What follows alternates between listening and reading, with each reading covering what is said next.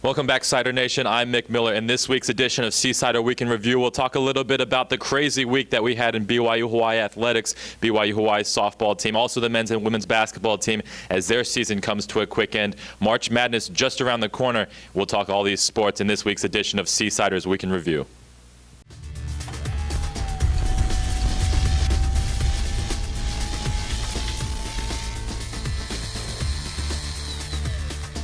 Well, Sider Nation, it's good to be back on the second edition of BYU-Hawaii Week in Review. I hope you guys have been enjoying the show and that you guys have subscribed to our YouTube, Facebook, and Twitter pages. You can catch all live stats and broadcasts on the BYU-Hawaii Sports Network. To start off today's show, we're going to talk a little bit about men's golf. Now, men's golf won the first tournament of the 2016 season last week. The Seasiders are in action right now as we speak in California. They're taking on a few teams from Southern California, and the team will be back next week. So we'll have all the results on Monday, and next Friday we'll bring in a player to talk about the men's golf team.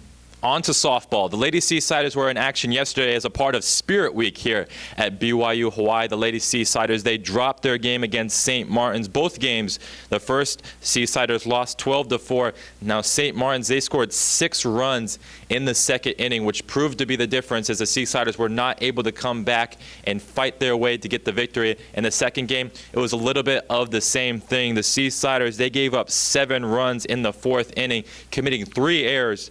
And then the seventh inning, St. Martin scored another 6 runs to take a 14-2 lead and win the game. Now the Seasiders will be back in action Monday. Both games will be played here at BYU-Hawaii as the young Seasiders try to kick off this season right and get a few victories on the board. On to women's basketball. It's good to have the Lady Seasiders back here on the campus of BYU-Hawaii after they went to California for a 4-game road trip. The Lady Seasiders dominated last night, winning 59-49 over Notre Dame Dinamore. The Seasiders were led by Jashawn Swee, who recorded 25 points. That's the 3rd time this season in which he's recorded 25 points or more. The Seasiders did a great job on the defensive end. Coach Stanger said that he was very impressed and very pleased by the defensive effort that he got from the Lady Seasiders as they kept the Argonauts to only 49 points, limiting them to only 4 points in the second quarter. If you tuned into the BYU-Hawaii Sports Network last night, you saw a grueling defensive battle. The Seasiders did a very good job defensively. Although they struggled from this field, the Seasiders shot 35% from the field, holding the Argonauts just 31% shooting. But BYU-Hawaii was able to hold on late as the Argonauts cut a 14-point lead by the Seasiders down to 2.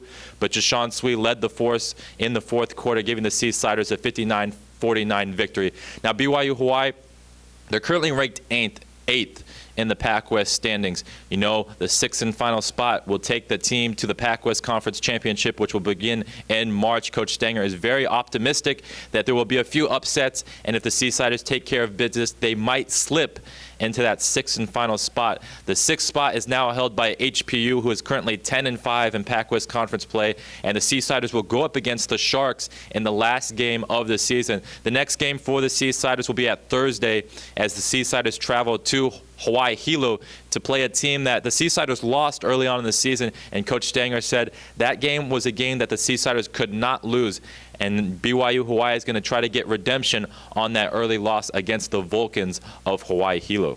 And to wrap up our show, we're going to talk men's basketball. The boys were in action last night at the George Q. Cannon Activities Center and came out with an 82-64 victory. The Seasiders were led by none other than Corey Lang, who recorded a new career high 36 points in the contest. It was an amazing show. If you watched the game, you saw Corey absolutely dominate on the offensive end. He scored 36 points, but ladies and gentlemen, he shot 75% from the field, 80% behind the arc.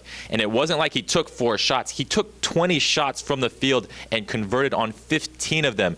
It was honestly one of the best offensive performances that I've seen all year, and one of the top offensive performances in the Pac-West Conference. Talking a little bit about the Pac-West, if you've been following the teams in the conference, you know that it's been a crazy year so far. The teams have beaten the heck out of each other throughout the whole entire year. The top team that's been the most dominant is actually the team that's ineligible for the Pac-West Conference Championship. That's Concordia because of their transfer into Division II, so they will be ineligible for the Pac-West Conference Championship. The Seasiders are currently 5th in the Pac-West standings as only 6 teams will make it into the tournament. BYU-Hawaii, they hold their own ticket fate in their own hands. The next 3 games are going to be very essential, and they're going to be kind of difficult. BYU-Hawaii will go up against 2 teams that they lost to early on in the season, Chaminade and Azusa Pacific. They will finish the game, they will finish the season, against HPU. That will be the last game of the season. The Sharks have propelled to the 3rd spot in the Pac-West standings. The Seasiders' next game will be next Saturday at Chaminade University. It's going to be a very important game, not only for the Seasiders, but Coach Ken Wagner, who with the win last night recorded his 499th win as a head coach. Congrats, Coach Wagner, and we'll be there live at Chaminade next Saturday to cover the Seasiders as they finish their season strong and hope to get that 6th and final spot going into the Pac-West Conference Championship. Reporting live from the George Q. Cannon Activities Center, I'm Myck Miller, and another edition of Seasiders Week in Review. Go Siders.